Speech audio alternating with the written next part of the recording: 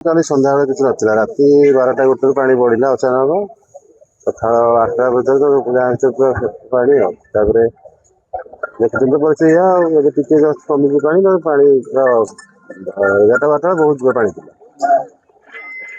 ପ୍ରଶାସନ ଅଧିକାରୀ କିଛି ପହଞ୍ଚିଲେନି ତ ଏପର୍ଯ୍ୟନ୍ତ କେହି ତ ଆସିନାହାନ୍ତି, ସେମିତି ସ୍ୱେଚ୍ଛାସେବୀ ସଂଗଠନ କେମିତି ଆସିଛନ୍ତି, ନହେଲେ କେହି ଆସିନାହାନ୍ତି ସାଗର ଏପର୍ଯ୍ୟନ୍ତ ପ୍ରଶାସନଙ୍କର ନଜର ପଡିନି। ନା ଆସିନାହାନ୍ତି। ହଁ ହଁ, ପ୍ରତିବର୍ଷ ବନ୍ୟା ଆସେ ଏବେ କରିଛି। କଣ ଅସୁବିଧା ସମ୍ମୁଖୀନ ହେଇଛନ୍ତି?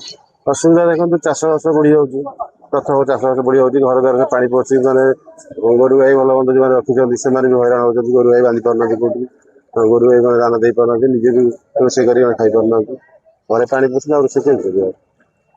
କାଲିଠୁ ଉପାସ, କିଛି ରନ୍ଧା ଖାଦ୍ୟ କିଛି ରନ୍ଧା ଖାଦ୍ୟ ନେଇ ସେ କେମିତି ଆଣିକି ମିସ୍ତ୍ରୀ ଦେଇଛନ୍ତି, ନହେଲେ ସେମିତି ଆଣିକି ଦେଇଛନ୍ତି। ପାଣି କେବେଠୁ ପଶିଲାଣି ଗାଁରେ? ପ୍ରଶାସନ ଅଧିକାରୀ ଆଇଲେଣି? କେହି ଆସିନାହାନ୍ତି? କେଉଭଳିଆ ଅସୁବିଧାରେ ଭୋଗୁଛନ୍ତି? ଅସୁବିଧା ଅସୁବିଧା ଗୋରୁ ଗାଈ ଅସୁବିଧା ହଉଛି ଆଉ।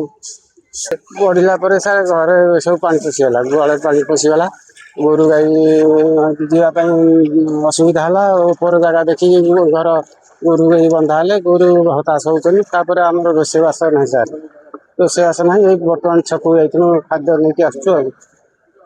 ଖାଇବା ଅସୁବିଧା ହଉଛି। ପ୍ରଶାସନ କିଏ ଆସିଲେନି ନା? କେହି ଆସିନାହାନ୍ତି। ସ୍ଥାନୀୟ ବିଧାୟକ, କଣ କହିଲି? ସରପଞ୍ଚ, ବିଧାୟକ ସରପଞ୍ଚ ଆମର ମାଳଆନ୍ଦପୁର ଆସିଲେନି ନା? ଆସିନାହାନ୍ତି। କୌଣସି ସୁବିଧା ତାହେଲେ ପ୍ରଶାସନ ତରଫରୁ ଆସିନାହାନ୍ତି। ତ ଆମର ଏପଟରେ କୁକୁଡ଼ା ଫାର୍ମ ଯେମିତି ଛୋଟ ଛୋଟ ଗାଁ ଗହଳିରେ ସବୁ ଚାଷୀ ମାନଙ୍କୁ ନେଇକି ଆମର ମାନେ କୁକୁଡ଼ା ଚାଷ କରାହଉଛି। ତ ଏଠି ଆମର ଜଣେ ଫାର୍ମର ଥିଲେ, ଲିଜାମଣି ଭାଇ ଅଛନ୍ତି, ତାଙ୍କ ଫାର୍ମରେ 10,500 କୁକୁଡ଼ା ଛଡା ହେଇଥିଲା।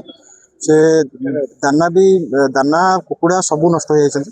ବର୍ତ୍ତମାନ ମିନିମମ୍ 15 ଲାକ୍ଷ ତାଙ୍କର ଲସ୍ ହେଇଛି, ପୁରା 15 ଲକ୍ଷର ଲସ୍ ହେଇଛି। ପୁରା କୁକୁଡ଼ା ସବୁ ପୁରା ମରିଯାଇଛନ୍ତି ସବୁ, ଆଉ ଦାନା ବି ପୁରା ସବୁ ନଷ୍ଟ ହେଇଯାଇଛି। ପାଣି ଏଠି ତ ଗାଁରେ ପୁରା ପାଣି ମାନେ ପୁରା ଅଣ୍ଟାଏ ଉପରୁ ପାଣି, ଲୋକ ଯିବା ଆସିବାର ଅସୁବିଧା। ଆମେ ବି ଚାହୁଁଥିଲୁ କୁକୁଡ଼ା ବଞ୍ଚେଇବା ପାଇଁ, ବଞ୍ଚେଇ ପାରିଲୁନି, କାରଣ ମାନେ ଗାଡି ବି ଯିବା ପାଇଁ ସେଠିକି ଅସୁବିଧା ହେଲା। ଗାଁ ଲୋକ ତ ମାନେ ବହୁତ ମାନେ ଯିବା ଆସିବାର ପୁରା ଅସୁବିଧା ହଉଛନ୍ତି। ସିଏ ତ ଗାଁରେ ତ ମାନେ ନିଶ୍ଚିତ ଏତେ ପାଣି ମାନେ ତ ସବୁ ତ ତାଙ୍କର ସବୁ ଭାସି ଯାଇଛି ସବୁ।